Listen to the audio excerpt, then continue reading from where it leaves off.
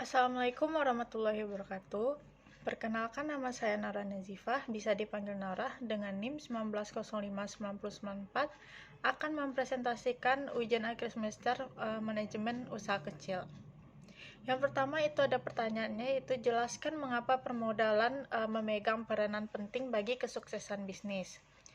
Karena modal merupakan dasar dari perusahaan untuk berkembang dan menjadi fondasi bagi bisnis. Modal juga berfungsi untuk membangun dan mengembangkan bisnis. Jadi, jika modal suatu bisnis terbatas, maka akan berpengaruh dengan berkembangnya dari suatu bisnis tersebut. Yang kedua yaitu jelaskan fungsi pokok yang harus dilakukan oleh manajemen keuangan. Yang pertama yaitu ada perencanaan atau planning. Fungsi planning ini meliputi perencanaan arus keluar masuk kas. Selain itu, bahasan mengenai laba rugi juga bisa menjadi salah satu aspek dalam fungsi ini. Yang kedua yaitu ada alokasi bisnis atau budgeting. Budgeting adalah fungsi yang berhubungan dengan proses alokasi dana untuk kebutuhan perusahaan. Dengan begitu, perusahaan akan bisa memperoleh hasil yang maksimal dengan alokasi dana efisien mungkin. Yang ketiga yaitu ada kontrol atau controlling. Controlling dalam fungsi manajemen keuangan adalah proses kontrol yang evaluasi dari alur dana yang berjalan dalam perusahaan. Yang keempat itu ada pemeriksaan atau auditing. Dalam fungsi auditing, terjadi proses pemeriksaan keuangan perusahaan. Manajer keuangan bisa melihat apakah ada penyimpangan yang terjadi atau tidak. Yang kelima yaitu ada laporan atau reporting. Reporting adalah fungsi yang berhubungan dengan laporan informasi tentang kondisi keuangan perusahaan. Soal yang ketiga yaitu kapankah fungsi menggunakan dana dinyatakan efektif dan efisien, dari mana saja sumber-sumber modal perusahaan. Dana dinyatakan efektif dan efisien apabila modal yang digunakan untuk menjalankan bisnis atau perusahaan bisa efektif dalam menjalankan fungsinya, yaitu planning, actuating, dan controlling. Dana bisa dikatakan efisien jika penggunaan dana bisa lebih sedikit digunakan dengan keuntungan atau laba yang didapatkan tetap atau bertambah.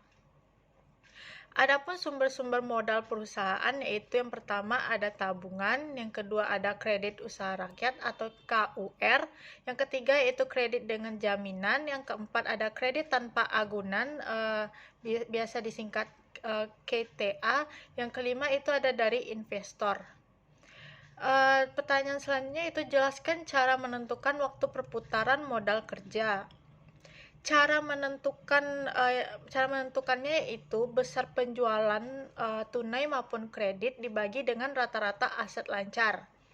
Yang kelima yaitu jelaskan bagaimana modal tetap sebaiknya didanai dengan modal sendiri.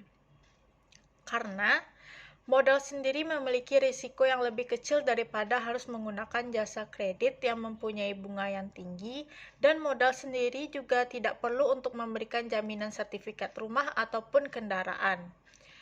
Lalu pertanyaan yang terakhir yaitu kebutuhan dana dapat diambil dari kredit jangka pendek atau kredit jangka panjang.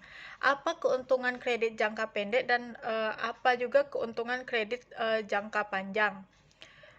Keuntungan kredit jangka pendek yaitu yang pertama ada proses persyaratannya yang mudah, yang kedua pelunasan yang relatif cepat, yang ketiga proses pencairannya yang cepat, yang keempat bunganya rendah dan tetap. Adapun keuntungan kredit dalam jangka panjang yaitu tingkat suku bunga yang ada pada pinjaman jangka panjang cenderung lebih rendah jika dibandingkan dengan jenis utang lainnya. Yang kedua yaitu ada jumlah dividen yang harus dibayar perusahaan sebagai penerima utang juga lebih rendah. Yang ketiga itu mampu mengurangi beban pajak yang dibebankan kepada perusahaan sehingga menyebabkan pendapatan perusahaan menjadi berkurang. Yang selanjutnya itu setiap pemberi utang jangka panjang tidak mendapatkan hak suara serta otoritas dalam menentukan kebijakan dan operasional suatu perusahaan, walaupun mereka memiliki jaminan dari pinjaman jangka panjang. Sekian presentasi ujian akhir semester saya. Bila ada kesalahan mohon dimaafkan. Assalamualaikum warahmatullahi wabarakatuh.